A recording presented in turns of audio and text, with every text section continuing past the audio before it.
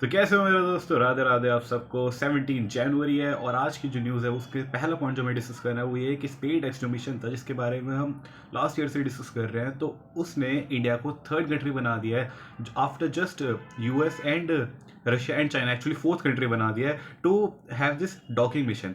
अब इसके अंतर्गत आपको पता है एक चेजर और टारगेट सैटेलाइट्स को हमने जोड़ने की बात करी है। इट्स वेरी इंपॉर्टेंट बिकॉज हमारे फ्यूचर में जो आने वाले प्रोजेक्ट्स हैं उसके लिए हमने एक स्टैंडर्ड सेट कर दिया है कि अब इसके बलबूते पर ही, भारतीय डॉकिंग मिशन के बलबूते पर ही हम आगे और भी ज़्यादा अचीवमेंट्स प्राप्त कर पाएंगे। तो अब थोड़ी और न्यूज़ के बारे में बात कर लेते हैं। सो एक न्यूज़ है स्वामित्व करके जो 2020 में शुरू कर गई थी, तो उसके बारे में बहुत हमें डिटेल डिस्कशन करना है because it's actually very important. Because कभी भी कोई अगर गवर्नमेंट स्कीम की बात आती है तो उसको तो डिटेल में पढ़ना ज़रूरी है।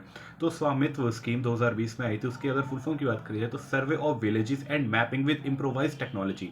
अब इस न्यूज़ को या इस स्कीम को डिटेल में जाने से पहले इसके नाम में एक बार उसको एनालाइज कर लेते हैं, उसको क्या कहते हैं, उसे डाइसेक्ट कर लेते हैं, जिससे आपको काफ़ी सारी चीज़ों की वैसे क्लैरिटी हो जाएगी। सर्वे of villages and mapping with improvise technology.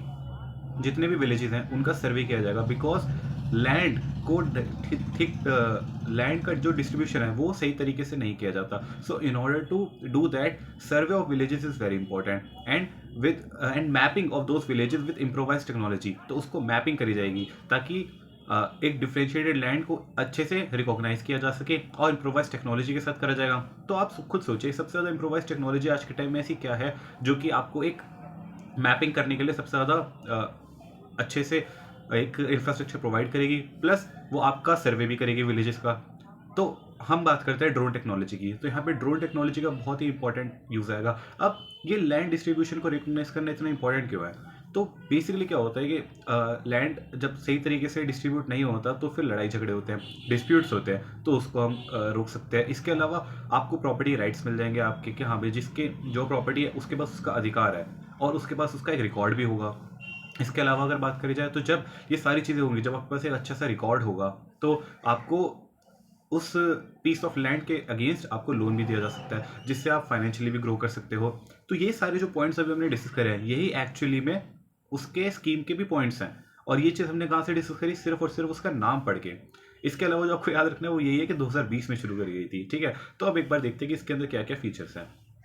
तो प्रधानमंत्री मोदी जी ने डिस्ट्रीब्यूट करे 65 लाख प्रॉपर्टी कार्ड्स, ठीक है, Svamitva cards, because this is going to give a card जो मतलब एक तरीके से इसका नाम एक्चुअली भू आधार है। तो एक तरीके से आपके लैंड का आधार कार्ड होगा, तो ये दिए जाएंगे प्रॉपर्टी ओनर्स को। एंड 50,000 विलेजेस में across 230 districts in 10 states and 2 union territories. तो ये कुछ चीज़ें जो आप याद रख सकते हैं। अब नेक्स्ट अगर बात करी जाए तो प्रॉपर्टी ओनर्स जो हैं उनके लिए क्या क्या बेनिफिट्स रहेंगे उसके बारे में डिस्कस करते हैं। तो it will enhance economic progress by providing record of rights, ताकि आपके पास जो आपके हक है, जो भी आपका लैंड है, उसके आपके पास रिकॉर्ड्स रहे। Second point, promote monetization of properties by ease of getting loans through Svamitva cards. तो जैसे हमने बात करी थी कि अब एक ईज ऑफ गेटिंग लोन्स हो जाएगा, जब आपके पास कार्ड हो जाएगा तो इट मीन्स कि वो अच्छे से सर्वे किया गया है, उसकी मैपिंग करी गई है और वो गवर्नमेंट अप्रूव्ड है, तो अब उसके अगेंस्ट कभी भी लोन ले सकते हो। थर्ड, रिड्यूस प्रॉपर्टी डिस्प्यूट्स, वो भी हमने बात कर ली। Fourth, support village planning through drone technology, जिसके बारे में हमने सबसे पहले बात करी थी कि जब ड्रोन के थ्रू बहुत ही एक तो ईजी रहेगा विलेज का सर्वे करना और लैंड का मैपिंग करना, और इससे क्या होगा, विलेज की प्लानिंग मतलब उसकी जो ग्रोथ होगी, डेवलपमेंट होगी, वो बहुत ही सिस्टमैटिकली हो सकती है। अब बात करते हैं कि इसमें नेशन को क्या बेनिफिट मिलेगा। तो सबसे पहली चीज़ है reform land governance to regulated property markets. अगर अब जो हमारे पास रेरा आता है, रियल एस्टेट रेगुलेटिंग अथॉरिटी, तो ये बेसिकली इट सुपरवाइजेज और इट रेगुलेट्स दी अपने प्रॉपर्टी जो रियल एस्टेट एरिया है। तो उसमें भी बहुत ज़्यादा इजी एक लैंड गवर्नेंस मिल पाएगी, हमें अच्छे से पता होगा कि कौन सा लैंड जो है एक्चुअली में किसका है। करप्शन और जो भी गलत काम होते हैं वो सारे रुक जाएंगे। नेक्स्ट बात करेंगे inclusive society and social economic upliftment, again same point. Next बात करेंगे economic growth through increase in property tax collection. तो जो सरकार है इससे प्रॉपर्टी टैक्स कलेक्शन भी कर पाएगी, तो बेसिकली इससे उनका रेवेन्यू रिसीट्स बढ़ जाएगा, जिसके अगर इसको और भी ज़्यादा लार्ज स्केल पे देखा तो इससे हमारा फिजिकल डेफिसिट जो है वो कम हो सकता है, और वो तो हमें करना ही है। हमारा क्या टारगेट है?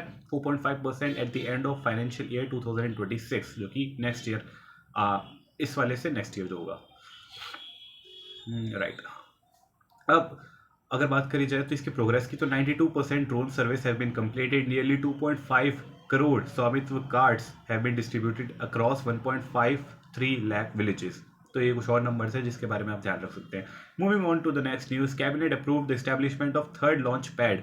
अब ये कहाँ पर होगा? नॉर्मली हमारे बहुत सारे जो लॉन्चेज होते हैं वो आप देखोगे तो श्रीहरिकोटा में सतीश धवन स्पेस सेंटर में होते हैं, और वहीं पर ये थर्ड लॉन्च पैड भी बनने वाला है। ये basically it will enable to launch those vehicles जिनका नाम दिया गया है generation launching new generation launching vehicles, NGLV। जैसे हमारे पास PSLV है और SSLV है, polar satellite launching vehicle and small satellite launching vehicle. उसी तरीके से न्यू जनरेशन लॉन्चिंग व्हीकल्स आने वाले हैं। इसका जो बजट है वो ऑलमोस्ट 4000 करोड़ है फॉर 4 ईयर्स। तो अगले 4 सालों के लिए ये हमारे पास बजट तय करा गया। तो आप एक्चुअली में 3984 करोड़ रुपीज़ है, बट आप ऐसे याद रख सकते हो ऑलमोस्ट 4000 करोड़ फॉर 4 ईयर्स।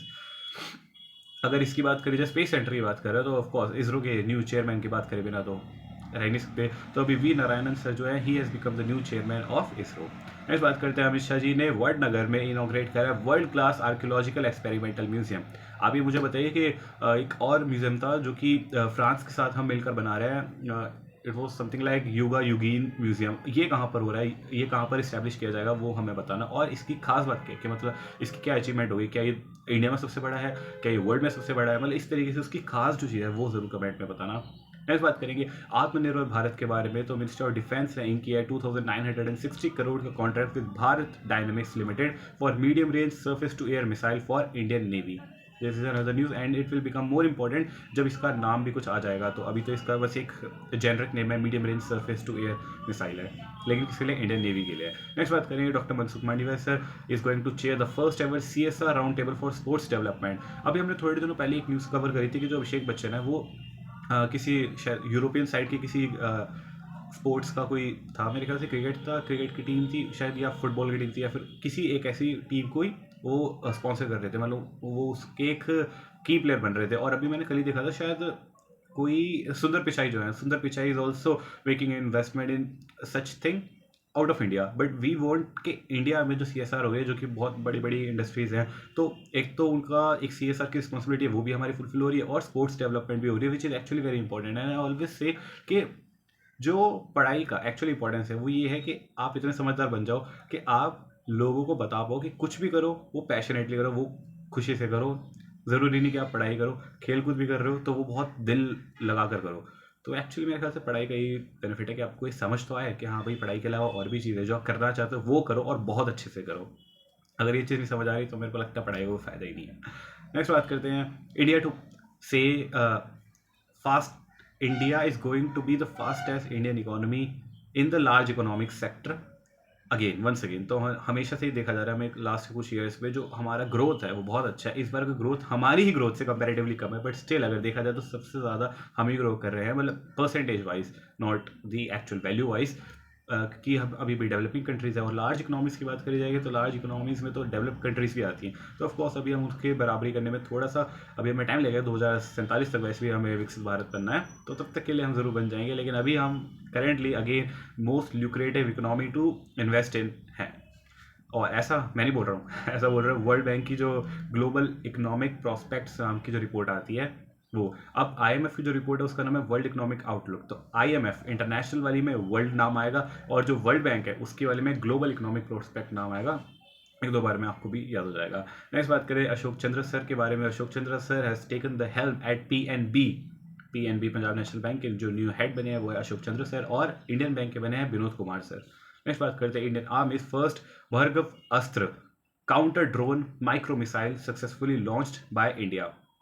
अब ये बेसिकली काउंटर मिसाइल है, जैसे हम कहते हैं ना एंटी टैंक गाइडेड मिसाइल जो होती है, या फिर अब बेसिकली अगर कोई और मिसाइल आ रही है तो उस मिसाइल को क्या कहते हैं भेजने के लिए ये बेसिकली बनाया जाता है। इसी तरीके से जो भी एंटी करके होता है, तो एंटी के आगे जो भी नाम लिखा होता है उसको खत्म करने के लिए होता है। तो यहाँ पर बात करें काउंटर ड्रोन माइक्रो मिसाइल, तो इसका मतलब है कि अगर कोई ड्रोन आ रहा है तो ड्रोन को तोड़ने के लिए ये मिसाइल बनी गई है जिसका नाम है भार्गव अस्त्र।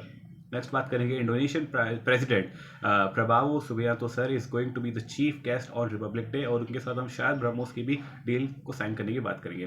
नेक्स्ट बात करते हैं, ग्लोबल फायरवर्क रैंकिंग ये हर साल दी जाती है। इससे बताया जाता है कि हमारे पास कितनी मैन पावर है with respect to our defence sector. तो India has surpassed US and it's just behind China to become the second country in the world to have the most military manpower in the world.